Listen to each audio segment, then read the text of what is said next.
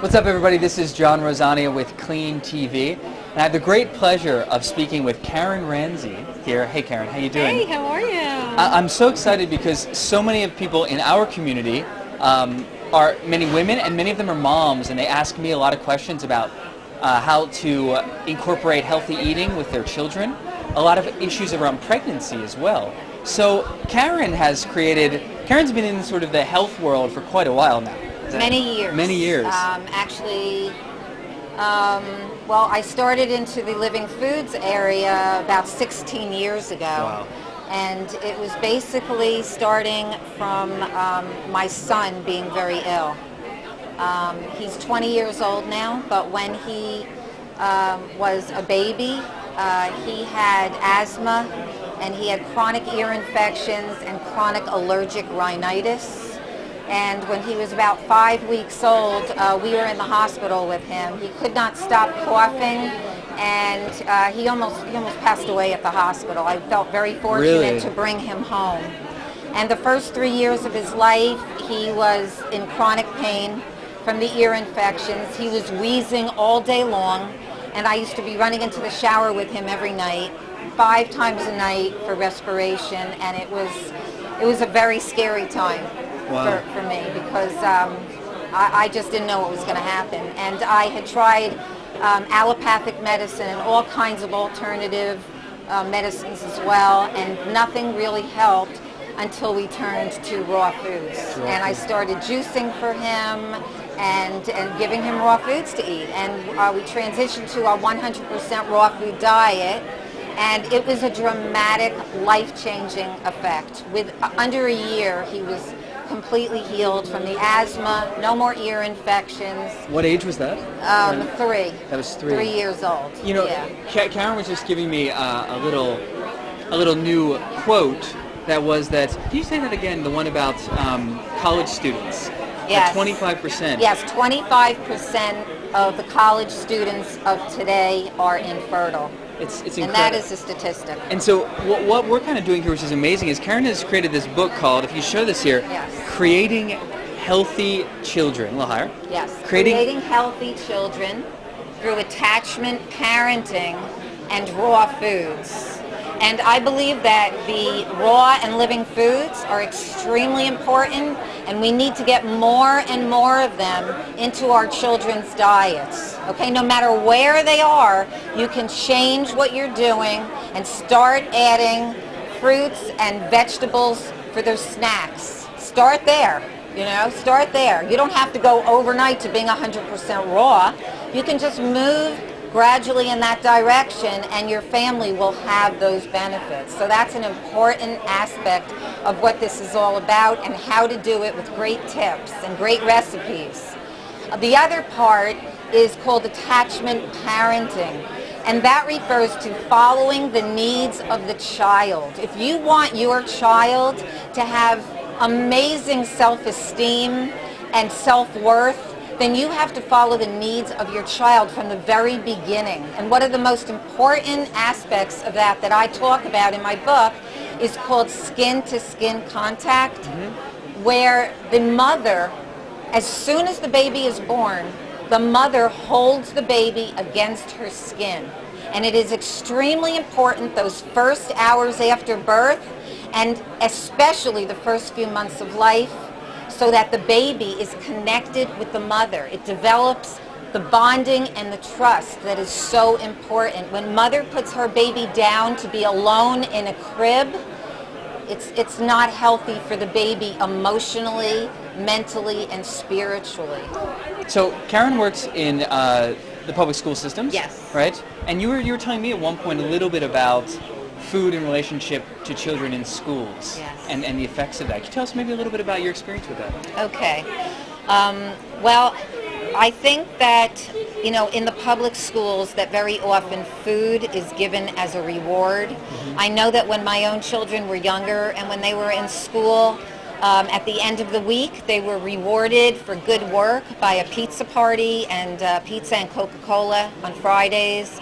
And candy was given as a reinforcement for good work on a test during the week. And so my daughter was being fed candy pretty much frequently throughout the week. And I don't believe that food should be used as a reinforcer. I believe that that's a way of setting up a food disorder, and I have seen that happen. And I think that we should promote healthy food for our children. We have problems in our country, especially in the U.S. with obesity and all kinds of food issues and illnesses. So why would we give our children so much depleted food, refined and processed foods? And that's what children are eating all day long. And so I see this in the school system where whenever the children are hungry, they are given, and even when they're not hungry for snacks, they're given what we would call junk food, highly processed foods, and it doesn't feed the brain. Right. So yeah, what are some of the effects of taking that food daily? Yeah, effects of taking that food daily, first of all, is mind numbing, so that the child really cannot think. That brain fog is so critical. I know I felt that growing up. Right, total brain fog. There is, a complete lack of mental clarity. And, you can see that in children all over now. So that it has grown. We've come from a place in the past where, people lived more simply and they grew up on farm-raised food. And, today, most food is made in a factory.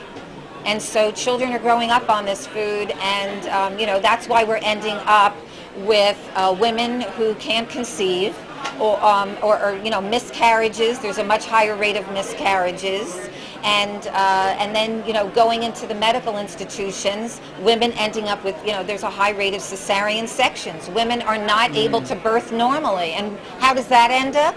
That women end up being focused on surgical delivery and pain so that they are unable to breastfeed. And then our children, our infants, are not getting the nourishment that they need early on to sustain them into being healthy human beings. Children need to nurse long term.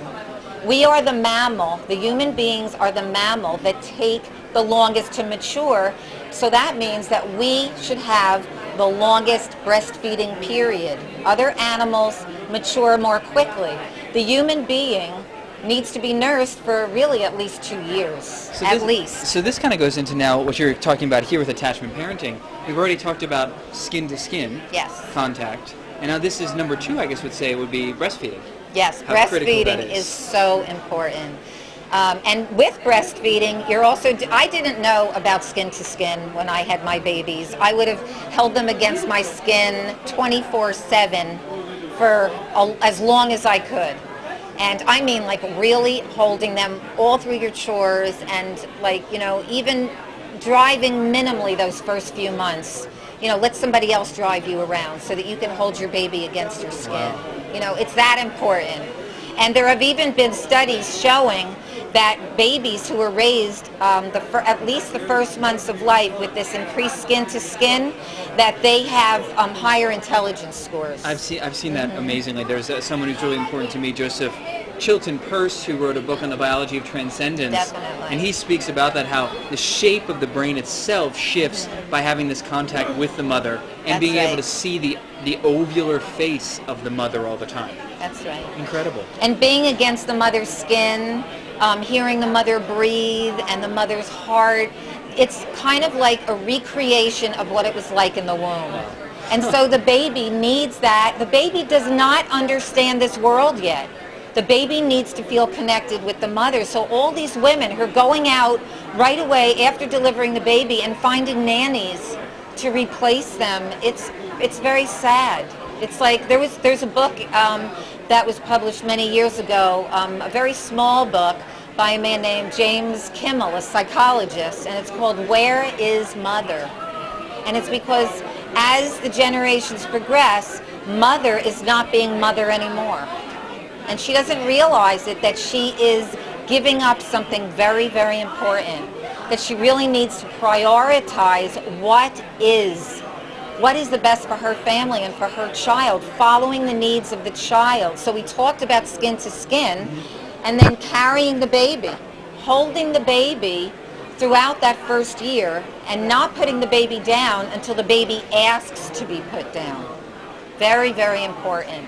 So I didn't understand that. I used to keep putting my son down and he would be irritable and I thought he was sick. I was like, why is he so irritable? Maybe he's sick. He wasn't sick. He was trying to get his needs met. So we have skin to skin, breastfeeding, carrying baby, and then the other one you were saying was the family bed. The family bed, also very, very important. So what is that for people who might not know what that is? Okay. Baby does not want to be alone and disconnected. Just like the baby needs to be held, you can't stop at night. Okay, you've got to continue this at nighttime.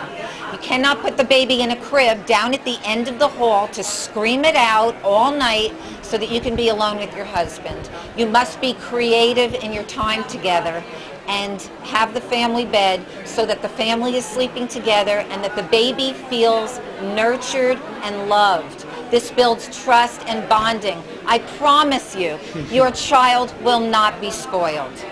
That is a promise. The baby will only get more and more self-assured and have a very strong self-esteem.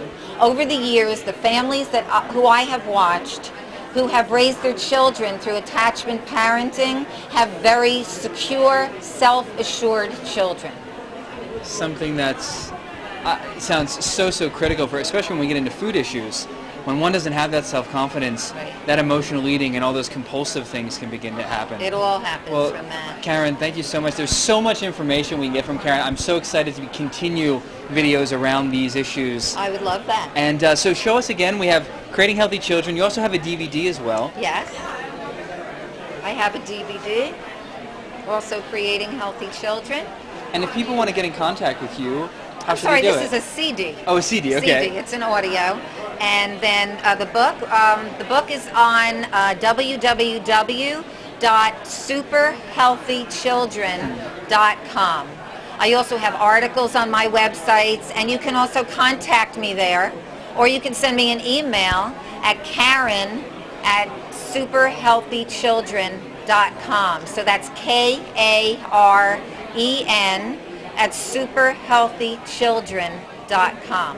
And if anybody has any specific questions that they want to just post below, they can do that, and we'll make sure to pass them on to Karen as well. So Karen, thanks so much. Thank you. Oh my gosh, I'm great, amazed with this information. It's really important stuff. So this is John Rosania with Clean TV.